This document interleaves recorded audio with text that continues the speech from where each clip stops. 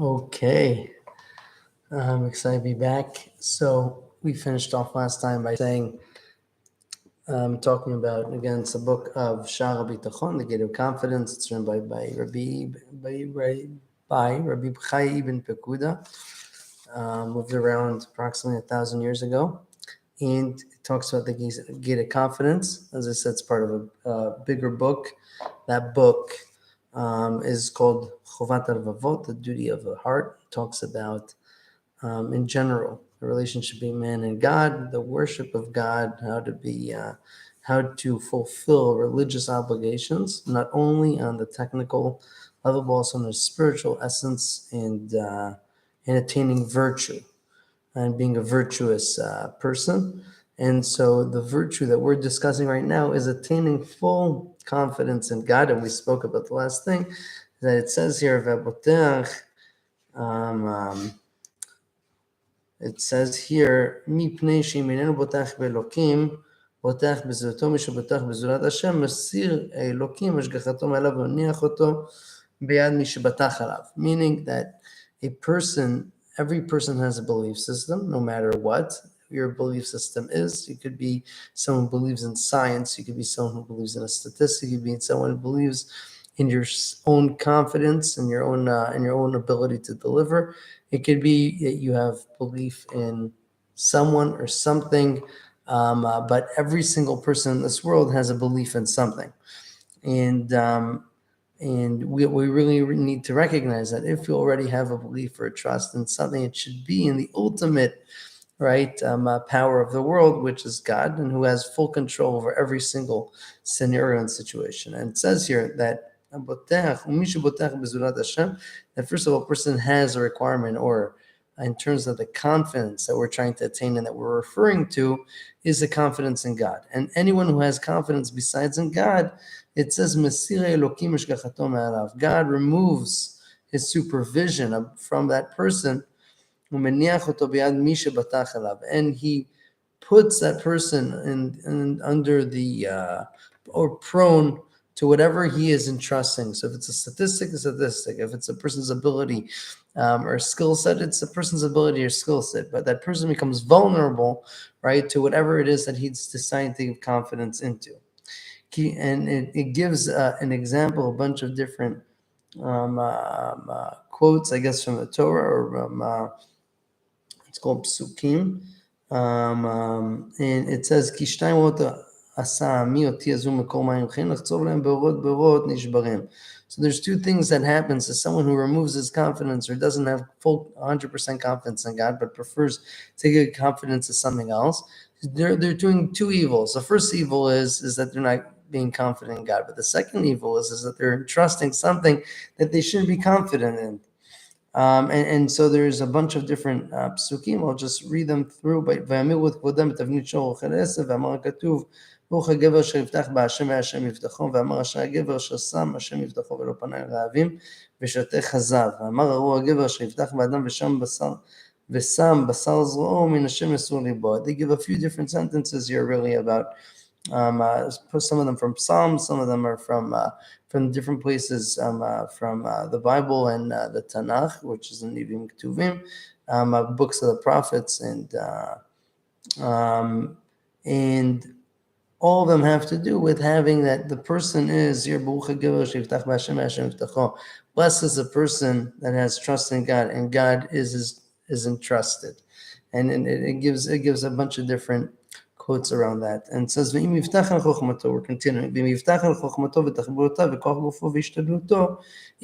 If a person has confidence in himself, right, in his wisdom, in his own smartness, savviness, in his own ability to be resourceful, and his strengths, okay, and his ability to put in an effort, okay, he will work very hard his entire life, but he will eventually come up with nothing.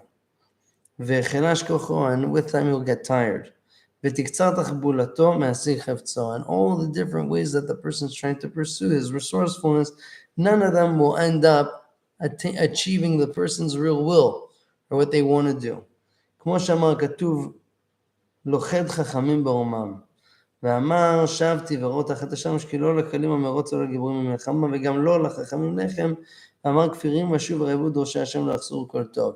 So he gives here a few also sentences, quotes from Psalms, from Kohelet, but it says here that I think like one of the big sentences that we know is it says כפירים רשו ורעבו ודורשי השם לא יחזרו כל טוב. That's from Psalms, and it means that young lions at, I'd say, at their prime time, right? Rashu v'raivu could go hungry, but people v'dolshei Hashem, but people who are seeking God, lo yachzuru kol tov. They'll never be missing good. Doesn't mean that everything's going to be perfect for them, but a person that is seeking God, God will provide for them, right? And this comes to show you that even the most talented, the most skilled, a lion, right, that his entire skill set is to hunt, and to be resilient and strong, even he, a young lion at his prime time, could die hungry and alone, right? But a person who is seeking God, he won't be missing anything good. And good doesn't mean that it's what he wants in terms of what he thinks he wants, but what is actually good for that person. And if a person has confidence in his wealth, then that person will lose his wealth at some point, and everything that he owned will end up going to someone else. A wealthy person could rest, and before he closes his eyes, right? Even before he fully awakens or falls asleep, he'll open up his eyes and his wealth will be gone, right? It's that easy for it to disappear.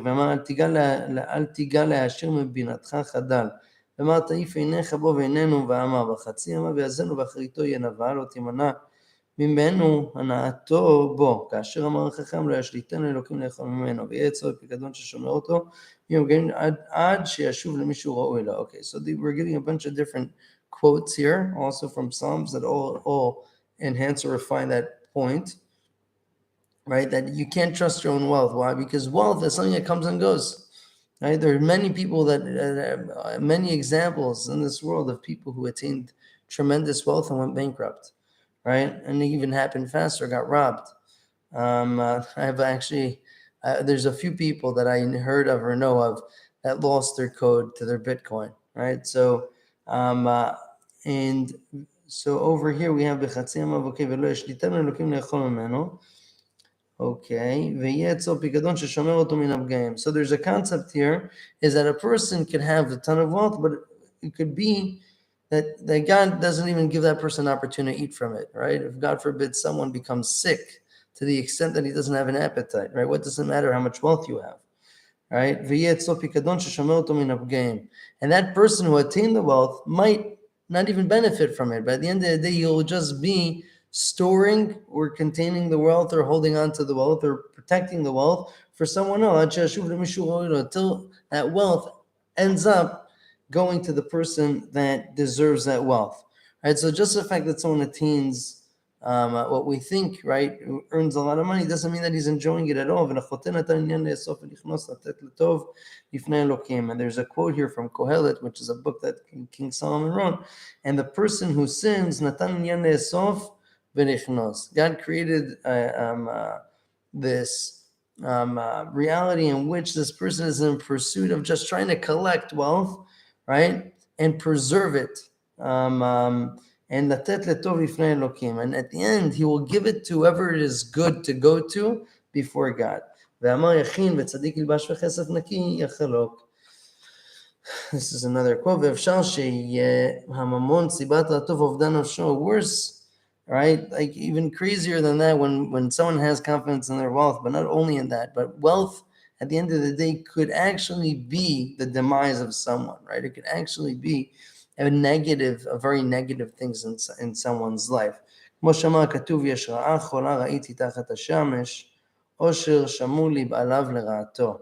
And there's so many examples of someone who attained wealth, ended up losing his family. He starts fighting with his family, with his wife. They get divorced. Their whole life becomes miserable because they attained wealth. right? Or that they lose their friends, or that they can't even enjoy their wealth, or, there's so many different, or they become concerned, or that they, with assets that they own. Wealth could be a blessing, could also be a big curse. It says, Yesh ra'a chola ra'iti tachat hashemesh. I saw something sickening under the sun. This is also King Solomon writes, Osher shamur leba'alav lera'ato. That wealth is conserved for someone, but to his bad. And this is something that we can see around us in life. We see so many people who mismanage their wealth, right? Who get corrupted by it, who become envious of other people, and that the wealth ends up being something negative in their life. Anyways, great session. I'm looking forward. Leave comments and thoughts. And see you tomorrow.